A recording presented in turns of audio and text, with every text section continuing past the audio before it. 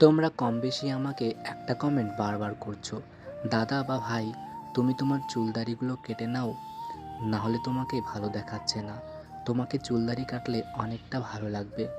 কিন্তু সত্যি কথা বলতে বর্তমান পরিস্থিতিতে কিভাবে বেঁচে থাকবো সেই লড়াই করতে করতে নিজের সাজগোজ, চুলদাড়ি কাটা এইসব বিষয়ের উপর গুরুত্ব নেই বললেই চলে।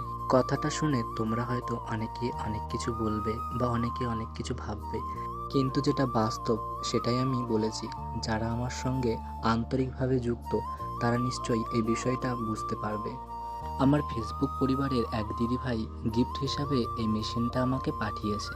সেই দিদিভাইকে জানাই অসংখ্য ধন্যবাদ। প্রাত্যহিক জীবনে হয়তো এটা আমি ব্যবহার করতে পারবো, ভাইয়ের চুলগুলোও কেটে দিতে পারবো।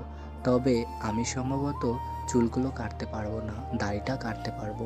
তোমরাও দেখে নাও গিফটটা কেমন হয়েছে, তোমরা অবশ্যই আমাকে জানিও। সেই গিফটটা পেয়ে সত্যি আমার খুব ভালো লেগেছে। সেই দিদিভাইকে অসংখ্য ধন্যবাদ এত সুন্দর একটা গিফট দেওয়ার জন্য।